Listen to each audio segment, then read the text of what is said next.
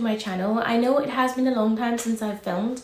It's because I have moved, if you have seen the stories, and I've been trying to kind of get sense of the new place, the new environment, and the new challenges that come with it.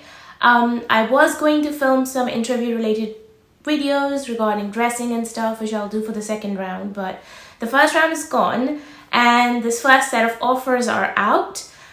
So I decided to kind of answer some of your questions which I've been getting on my Instagram and also on my YouTube channel, and I thought we're going to discuss what are offers, what are holding, upgrading, and sort of like accepting an offer. So if you're one of those lucky people who actually scored pretty high on the MSRA and you applied for specialties that only cater for that, then obviously you must have gotten an offer by now. I think the GP offers are the first one to set out. I'm not sure when I'll be uploading this video, but the anesthesia offers are the last one to come out every single year. So we need to understand, what does it mean by holding an offer, accepting an offer, and upgrading an offer. So the first one, which I'm going to discuss, is holding an offer. Okay, so the first option we're going to be discussing is the hold button, which is on your Oriel. And if you're holding an offer, there's a deadline for holding. It's usually at the end of March for some specialties, and some even go up to April. So you have to check your own specialty deadline and see what is your holding deadline. It basically just means that you haven't accepted the offer and you're thinking about it, but you keep that offer without accepting it until the end of the deadline for that particular specialty. Say for example, if you get a GP offer but you're holding on for A&E, meaning that you wanted to get an A&E offer, but A&E is going to be releasing their offers later than GP, and you don't want to be without any offers for this round, then you can just hold the GP offer, wait for the A&E one if the deadline is before the end for the GP offer. So you have to keep in mind, so for example, for anesthetics, because anesthetics was releasing their offers so late in the round, most of the other specialties had closed their holding deadlines. So I remember that the only options I had was to hold a GP offer, because IMT was closing theirs before, and OBS and Gynae was closing there before, and A&E was also closing their hold deadlines before. So if I hadn't accepted any offers, then I would have been left with nothing, which is also an option for you if you can go for another round. But for somebody who doesn't want to be left without any offers, it is good to hold an offer until the deadline to wait for whatever you are waiting for specialty wise. But if you are waiting like for anesthesia, I would suggest look at the deadlines, because as I remember the last time, the deadlines were the latest ones were anesthetics, and it's the same this year as well.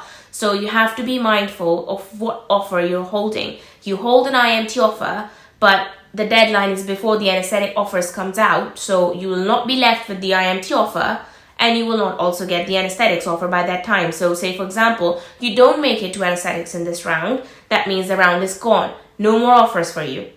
So while hold is a very good option for people who have applied to multiple specialties, you still have to be mindful for the hold deadline for your specialty and whatever specialty you're waiting for the final answer. So I suggest, yes, hold a specialty that you think that could be your plan B, or you want to kind of have something in hand in a round. And that's good for people who know for sure that they want to get into something else.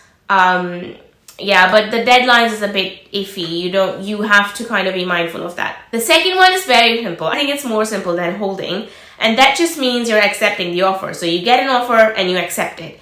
And obviously for anesthetics, when I got the offer, it was the first choice, and I was extremely excited and I accepted it right there and then.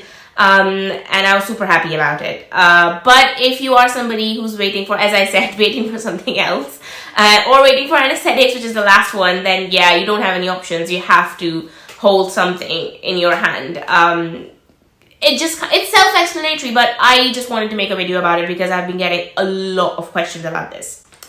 The next one is upgrading, which is a bit of a complicated thing, because when I was understanding it myself, it was hard for me because I didn't understand what it meant. So I hope this video is helpful for people who don't understand what the upgrade option means. So essentially, we'll divide it into two parts. So upgrading you do once you've accepted an offer. So the moment you press the upgrade button, you are basically accepting that offer. So you are accepting whatever offer has been given to you, and you've chosen to upgrade that offer. I hope that makes sense. Say, for example, you got a GP offer in Wales, right? But you are England-based and you wanted to get it in England. So you accept the GP offer and you press the upgrade button, hoping that somebody who has got an England offer is going to leave that and choose something else. And then that seat is empty, which is above you. It's a rank above you. Your offer would be given to someone else who's below you rank-wise, and you will be giving the offer which is above you rank-wise. Does that make sense? Have I made it simple? I don't know. But that's essentially what it means. So a lot of people think that by choosing upgrade, they're not actually accepting the offer. But no, the moment you select upgrade, you are out of the round. You're out of the round. So say, for example, you get a GP offer and you're waiting for an IMT offer, and you saw GP, instead of holding, you decide to upgrade it because you don't like the location, and actually you have withdrawn from all other applications because essentially what you have done is accepted the GP offer with an upgrade. Does that make sense? So do not select upgrade until you have completely decided to accept whatever specialty you have applied to. And obviously upgrading means that you're going to get like into a better location or a better ranked place. Not a location, it's like it depends on how you ranked it. So for example, one of my friends wanted to be in London. Specifically, they wanted to be in London, they live in London, their whole family's in London. That makes sense. They applied for it. The first offer they got was in Wales. It was Cardiff actually, very good rotations. And we kind of discussed about it and thought, okay, maybe you know what, we should just accept the offer and call it a day. But then we researched on this upgrade option and we thought that, okay, if she selects upgrade, that means that somebody above her has left the seat blank. That means somebody who has chosen, say for example, London, leaves the seat, and then it will be offered to her if she's the next in line person to receive an upgraded offer. So that kind of made sense, and we kind of did our fingers crossing, and I was like, okay, you know what, let's do an upgrade. So she accepted the IMT post, and when it got upgraded to a place where it was just a 40 minutes drive to London, which is ideal. So she didn't get London in the end because it's very competitive, but she got some place which was very, very close to London, and so choosing an upgrade option was great for her. The only downside for me explaining all of this to you is, say for example, she got Cardiff with amazing rotations, and this new place she got also had really good rotations, so that was fine. But if she had selected an upgrade option and had got into a place, say for example, in England, but not near London like we had expected, someplace else in London, which was above her rank-wise, then there's no option. You have accepted it, so wherever they put you, that's where you are. So if she had gotten, say for example, I don't know, Dorset. Yeah, let's do Cornwall, those kind of areas. So if she had gotten a rank to a place where people, Cornwall or a place like that, then she doesn't have an option. It has been upgraded, the offers are sent, and the next last option it is that one. And therefore, it is a bit of a gamble when you are doing an upgrade if you haven't received your first choice, if that makes sense. So to summarize, we have discussed what hold means, we have discussed what upgrading means, and we have discussed obviously what accepting means. The only thing I would say is if you haven't received an offer, which is also something which a lot of people don't know, if you haven't received an offer, they shuffle the offers. So not everybody is going to be, using these three options. Someone is going to be just leaving it and be like, oh, you know what, I've already gotten into a place, or I've already gotten into some place. Every 48 hours, they shuffle these offers. So the people who haven't received the offers will receive an offer until the actual hold deadline. So if somebody keeps holding till the very end of the deadline, it's kind of sad because they're holding a seat that they're not going to accept. And the people ranking lower than them will also not get a seat because they are holding that seat. So, which is a bit of a bummer, and that's why seats go empty during training, and that is why we have a second round to fill those seats. But essentially, if you haven't received an offer, then every 48 hours you will get a new offer and you will finally get an offer. If you're a GP, most people get an offer. If you've passed, you're going to get an offer. For other people, like for example, anesthetics, it is hard. I'm not going to give you false hope because it's very competitive, and people who do get an offer usually do not let it go.